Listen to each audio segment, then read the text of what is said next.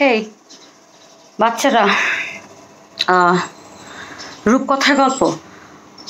আমি যখন ছোটবেলায় শিশু একাডেমিতে নাচ শিখতাম, তখন শিশু একাডেমির একটা লাইব্রেরি ছিল। হ্যাঁ, ওই লাইব্রেরিতে হয়তো আমার গাড়ি আসতে দেরি করতেছে, বা আব্বু আম্মু কারো আমাকে নিতে আসার কথা, তারা আসতে একটু দেরি করতেছে, অথবা বেশি আর্লি ক্লাস শুরু হওয়ার আগেই চলে গেছি। তো তখন সেই সময় করতাম কি, আমি ওই লাইব্রেরিতে বসে বসে পড়তাম। ওই লাইব্রেরিতে বসে বসে পড়তাম আর কি, শিশু একাডেমির লাইব্রেরিতে। তখন লাইব্রেরিটা অনেক সমৃদ্ধ একটা লাইব্রেরি ছিল, এখন কি অবস্থা আমি জানি না।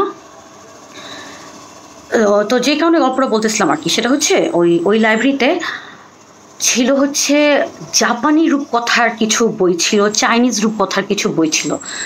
আমার এত ভালো, তখন তো ছোট ছিলাম, অত জ্ঞানী গুরুগম্ভীর বই তো পড়া সম্ভব ছিল না, আর অত বুঝতামও না।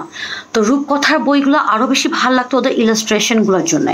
যেটা এখনও যদি আমরা বাচ্চাদের বই পড়ি, আমার গল্পের থেকে বেশি আমার ইলাস্ট্রেশনগুলো আমাকে বেশি মানে আগ্রহী করে, এবং আমি খুব মনোযোগ দিয়ে ইলাস্ট্রেশনগুলো দেখি।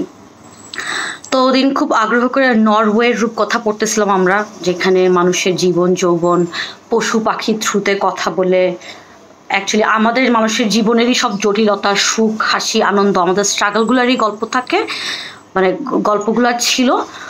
আর হচ্ছে কি ছিল, আশা আকাঙ্ক্ষার গল্প আর কি। যদিও বলা হয়ে থাকে যে রূপকথা হচ্ছে ছোটদের জন্যে, কিন্তু আমার কাছে সবসময় মনে হয়েছে যে রূপকথা অ্যাকচুয়ালি বড়দের জন্যই গল্প।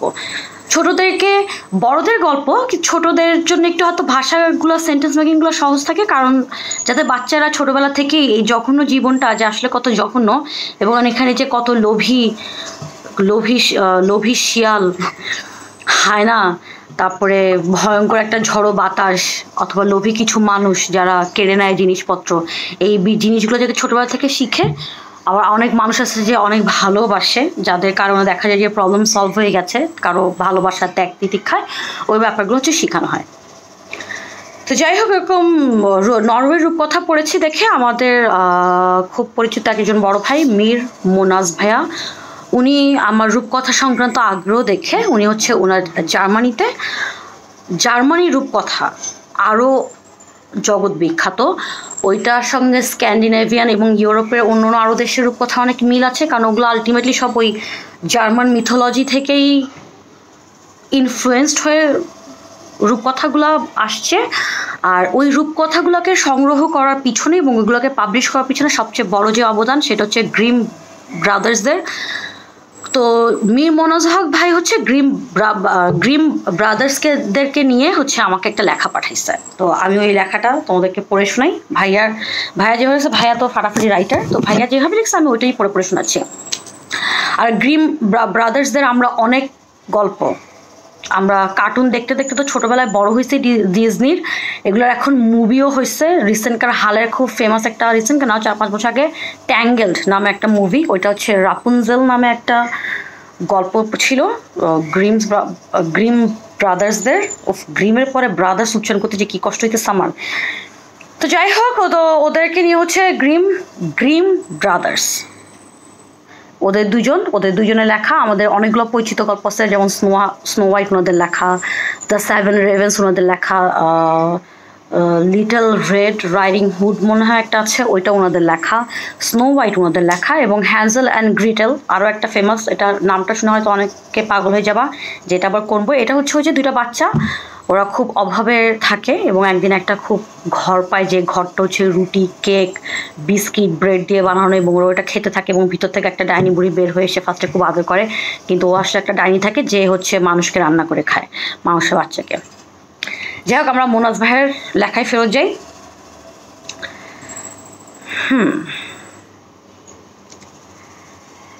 গ্রিমস ভাইদের রূপকথা ও শিশু সাহিত্য। রাজকন্যা সিন্ডারেলার কাহিনী শিশুকালে কে না শুনেছে। আজ সেই রূপকথার জাদুকর সিন্ডারেলা চরিত্রটির লেখক ভ্রাতাদ্বয় গ্রিমদের নিয়ে আমার এই লেখা। বার্লিনে যে বাসায় আমি থাকতাম, ও ভাইয়া ইজ সো লাকি যে উনি বার্লিনে থাকে, পৃথিবীর সেরাতম একটা শহর, এই জন্য অনেক কিছু উনি দেখে যেটা আসলে আমাদের দেখা সম্ভব না। বার্লিনে যে বাসায় আমি থাকতাম, ঠিক তার পাশেই এক শান্তির বাগান। বাংলায় যেটা কবরস্থান নামে পরিচিত। এই জিনিসটা অনেক জোস। আমি অস্কার ওয়াইল্ডের একটা গল্প বই পড়তেছিলাম, ওখানেও দেখলাম যে ওরা কবরস্থানকে শান্তির বাগান বলে। জোস। এবং ওই গল্পটা কি যেন একটা দুর্গর ভিতরে একটা ভূতের গল্প ছিল, তো ওখানে কবরস্থানটা শান্তির বাগানে খুব সুন্দর একটা বর্ণনা ছিল, ভালো লাগছে শুনে। বা হ্যাঁ, আচ্ছা সরি, আমি নিজের কথা বলতেছি, ভাইয়ের কথা বলি। গ্রিম ব্রাদার্স, পার্সিসে গ্রিম ব্রাদার্স। বার্লিনে যে বাসায় আমি থাকতাম তার ঠিক পাশে এক শান্তির বাগান, বাংলায় যেটা কবরস্থান নামে পরিচিত।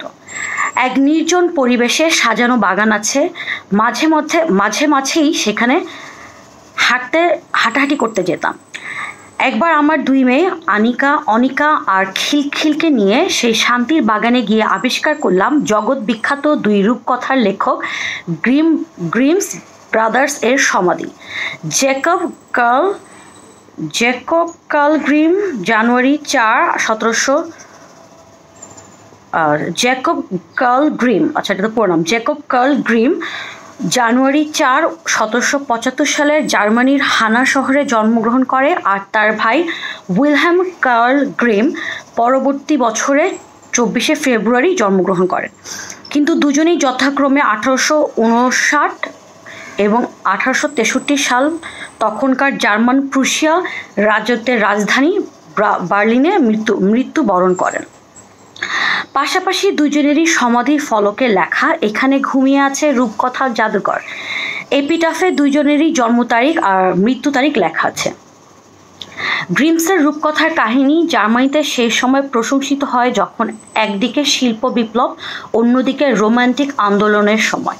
1775 থেকে 1850 পর্যন্ত শিল্প সাহিত্যের সাথে সাথে প্রকৃতিতে ফিরে আসার আন্দোলন এবং জাতীয় সংস্কৃতিতে বিশেষ করে লোকসাহিত্যের উপর মনোযোগ কেন্দ্রীভূত করে। এমন একটি রোমান্টিক আন্দোলন নিজের দেশের প্রগতিশীল জার্মানিদের আগ্রহ জাগিয়ে তোলে। যদিও মধ্যযুগের পুনর্বিন্যাস এবং সংস্কার, মধ্যযুগ হচ্ছে 500 থেকে 1500 শতক বা BCSEর মধ্যে পড়তেছে, আন্দোলন 1500 পুনর্বিন্যাস এবং সংস্কার আন্দোলন জার্মান সাহিত্যের অষ্টাদশ শতাব্দীতে ইতিমধ্যেই শুরু হয়েছিল। তবে পরবর্তী শতাব্দীর কবি ও তত্ত্ববিদেরা প্রথম দিকে জাতীয় মনোযোগের সূচনা করেছিল। জার্মান সংস্কৃতি ও সাহিত্য যদিও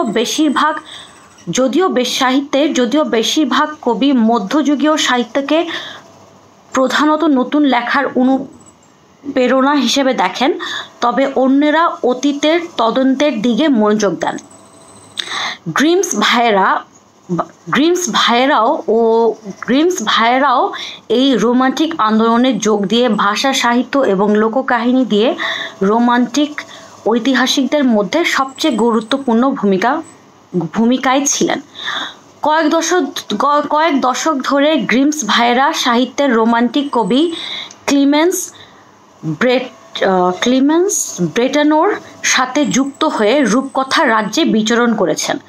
জার্মান রূপকথায় এই দুই জাদুকর ব্রাদার্স গ্রিমসের জাদুকরী স্পর্শে সেই স্নো হোয়াইট বা তুষারিণী আর 7 বামনের গল্প অথবা সিন্ডারেলার কাহিনী শিশু মনে যেভাবে দাগ কেটেছে তা এখনও সকলের মনে আছে। এছাড়া শতাধিক শিশু কিশোর রূপকথা রচনা করেছেন তারা।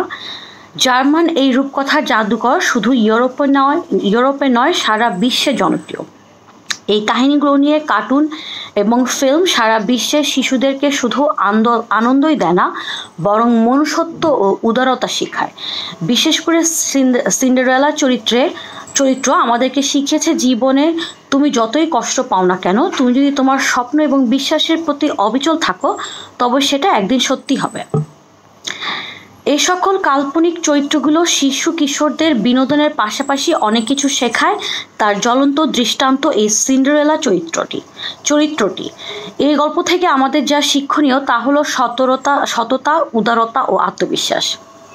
এটার সঙ্গে আরেকটা আছে সিন্ডারেলা, আমরা সোফার সিন্ডারেলা বইতে বা মুভিতে যা যা বর্ণনা দেখেছি, সিন্ডারেলা কিন্তু খুবই হাসি খুশি একটা মেয়ে ছিল। ও পাখির সাথে গান গাইতো, ফুলের সাথে কথা বলতো, বাতাসের সাথে ও নাচতো, এরকম আর কি।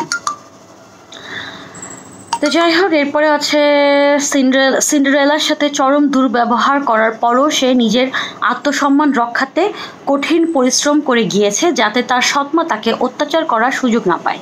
কেউ এসে তাকে বাঁচাবে সে অপেক্ষায় না থেকে নিজের মুক্তির জন্য নিজেকে বিকশিত করার জন্য বাড়ি থেকে পালিয়েছিল। এরকম সাহসিকতা উদ্দীপনা নারীর মূল্যবোধ ও ক্ষমতায়নকে জাগ্রত করে। সিন্ডারেলাকে বাসা থেকে পালাইছিল। সিন্ডারেলা তো হচ্ছে ওই যে জুতার কাহিনীটা না, যে একটা মেয়ে গ্লাসের জুতা পরে আসে। যাই হোক, লেখাটা ভালো ছিল এবং ভাইয়া আগ্রহ করে আমাকে লেখাটা পাঠিয়েছেন, এর জন্য ভাইয়াকে অনেক অনেক ধন্যবাদ। আর হচ্ছে আর কি যেন একটা মজার কাহিনী আমি নিজে পড়তেছিলাম জার্মান রূপকথার উপর, অনেক মজা আছে।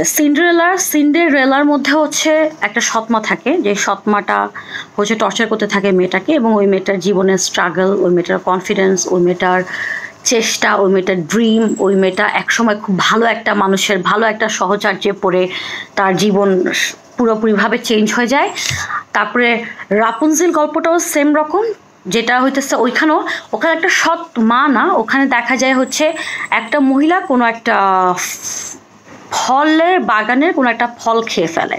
তারপরে হচ্ছে ওখানে একটা বদমাইশ মহিলা থাকে যে বলে যে ঠিক আছে, তোমাকে আমি আমার এই গাছের ফল খেতে দিচ্ছি। ওইটাও খুব ফেমাস একটা ফল, আমি এখন নাম মনে করতে পারতেছি না, বেরি জাতীয় কিছু প্রবলেম।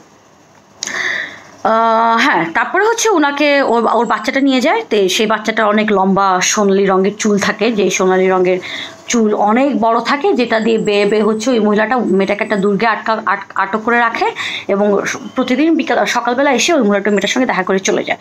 তারপরে একদিন ওই রাস্তা দিয়ে রাপুনজেলের গান শুনে একটা রাজপুত্র আসে।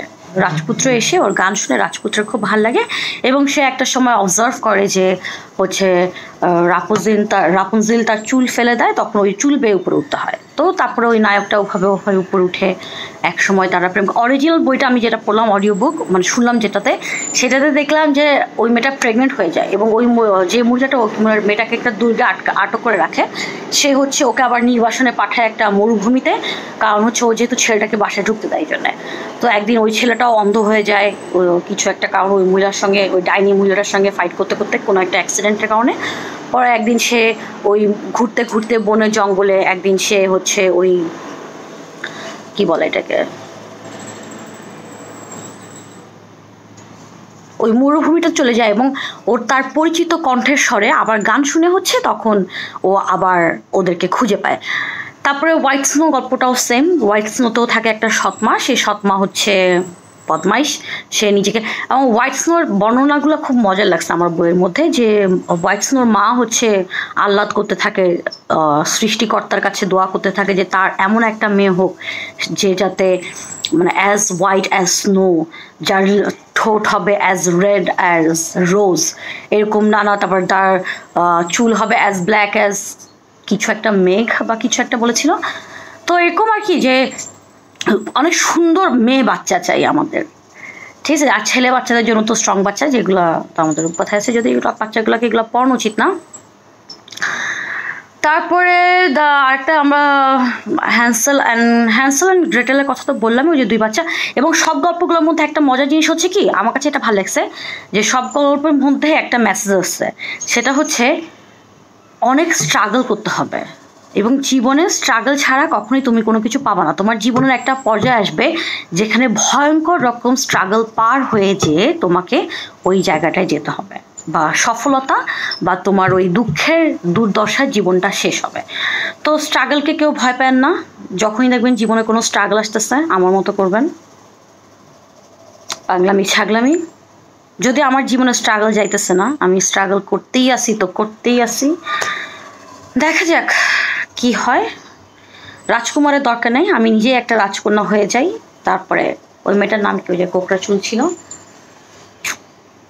নাম মনে থাকে না, আরে খুব ফেমাস একটা ক্যারেক্টার, সবুজ জামা পরে ওর বাবারা হচ্ছে